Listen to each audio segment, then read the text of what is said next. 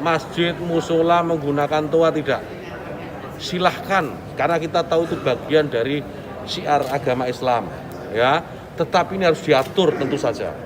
Diatur bagaimana volume speakernya gitu, toanya itu nggak boleh kenceng-kenceng, 100 desibel maksimal. Diatur bagaimana kapan mereka bisa mulai menggunakan speaker itu sebelum adzan dan setelah adzan, bagaimana menggunakan speaker di dalam dan seterusnya. Tidak ada pelarangan. Ini aturan ini dibuat semata-mata hanya untuk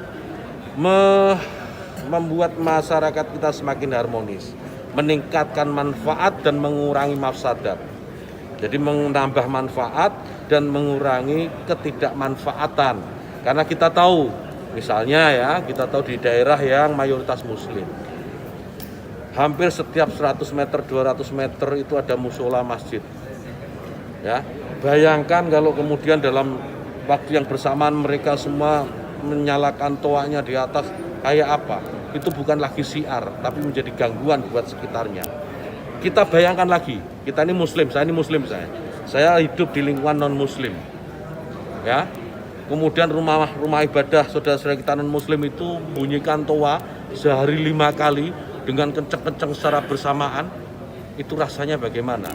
Yang paling sederhana lagi, tetangga kita ini kalau kita hidup dalam satu komplek itu misalnya, kiri kanan depan belakang pelihara anjing semua. Misalnya menggonggong dalam waktu yang bersamaan, kita ini terganggu enggak?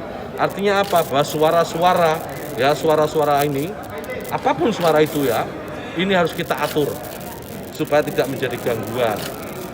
Ya, speaker di musola, masjid, monggo dipakai, silahkan dipakai. Tetapi tolong diatur agar tidak ada yang merasa terganggu.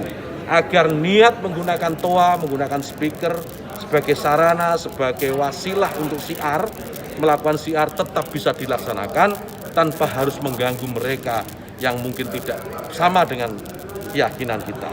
Berbeda keyakinan, kita harus tetap hargai. Itu aja intinya.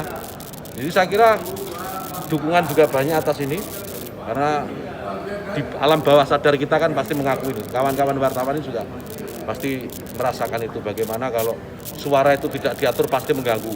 Truk itu kalau banyak di sekitar kita diam di satu tempat, kemudian misalnya ada truk kiri kanan kita, depan belakang kita, mereka nyalakan mesin sama-sama, kita pasti terganggu. Suara-suara yang tidak diatur itu pasti akan menjadi gangguan untuk kita. Itu ya.